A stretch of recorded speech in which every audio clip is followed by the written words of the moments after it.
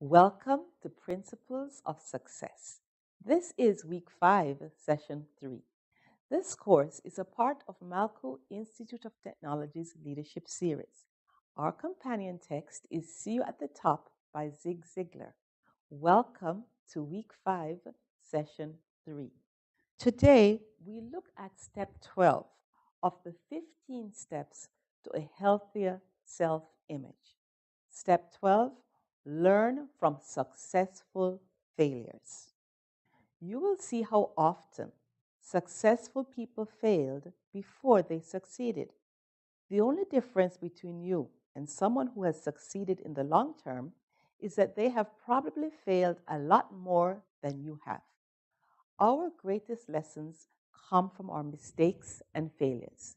If anyone says he is a successful entrepreneur and he has never failed, it most likely is not true.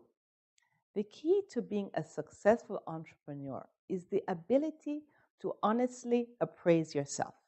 You must be able to reflect on the outcome of your decisions and act with discipline to correct errors. One of the measures of entrepreneurial success is when a business is still around after 4 years. Accepting failure as a lesson is one of the most important things you need to learn. There are some steps to help you. To gain any form of success, you have to be willing to take a risk. But what if I fail? You may ask. It's okay to fail. We learn from failures. The lessons are there for you to understand and to do better next time. Think about what you have done right, what you can do better, and what you should stop doing. Remember, experience is the best teacher.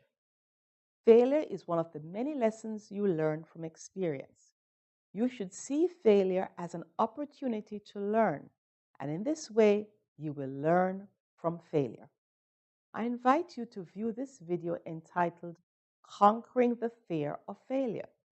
Additional resources are available on our website. Join us next time for session 4.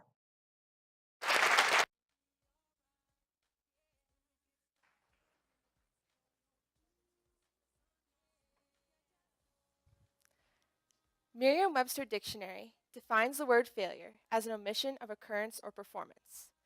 The human conscience, on the other hand, usually defines it as a punch to the gut.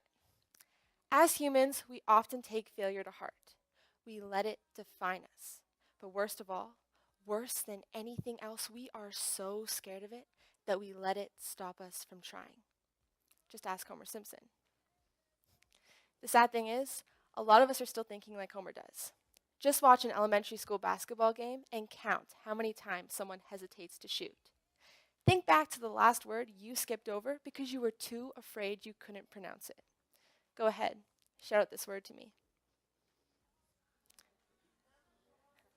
For those of you who said something, good for you. You know what my speech is about. But for all of you who stayed quiet, this is called the fear of failure.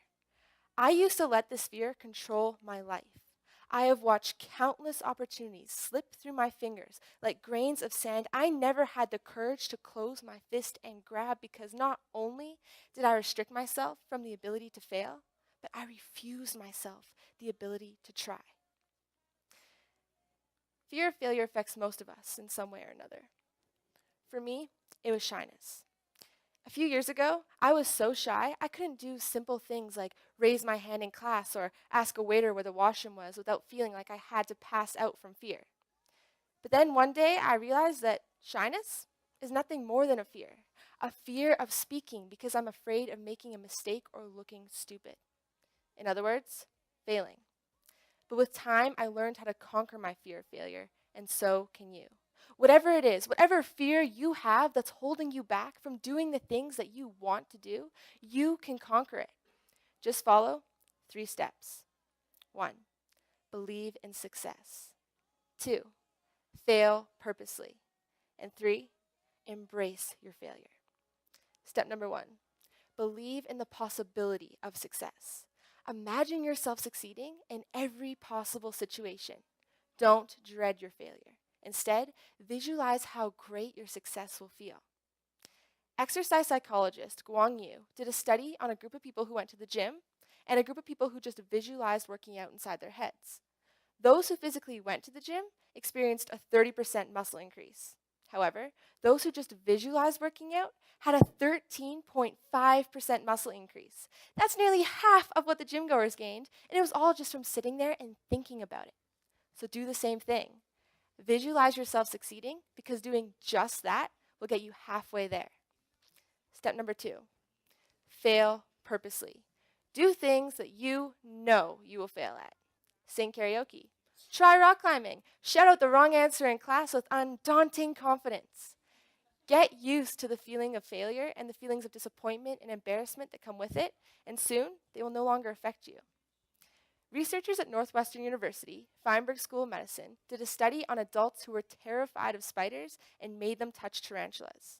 Prior to this, some of these adults were so scared of spiders, they wouldn't even walk on grass for the fear of encountering one. However, after this exercise, not only were they able to touch the spider once, but 6 months later, these same adults were still able to touch the tarantula. This exposure therapy actually dampened the responsiveness of the parts of the brain associated with fear response. This is proof that doing something that scares you will become less scary to you once you do it. So, take the same approach to your fear of failure and get out there and fail. Just remember, learn from your failures and let them motivate you to succeed. Finally, the last step is to embrace your failure. Failing is a human right that we all deserve to embrace. Pick yourself up, brush yourself off, and figure out what went wrong, but never, ever beat yourself up for it. There are enough people in this world trying to make you feel bad about yourself. You don't need to join them. Instead, accept failure with your arms wide open. Breathe it in, because those who win learn nothing, but those who lose learn how to find better ways to succeed. So, put those failed tests on the fridge. Laugh when you trip, because with each failure you have, the closer you are to success. Scream, "She said no!" Scream, "I didn't make the team!" Scream, "I'm wrong," because life is too darn short for you to feel ashamed of it. Learning how to overcome my fear of failure was one of the most valuable lessons I have ever learned in my life. If I hadn't, I would not be standing on this stage today. I would have been too afraid. But by believing in success, failing purposely, and embracing my failure, I have been able to unlock a life I never imagined I could live. And believe me when I say I have never felt better.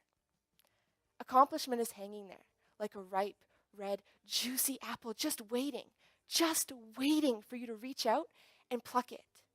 Don't let your fear of falling stop you from trying to reach. My name is Sophia DeZeo. Thank you for listening.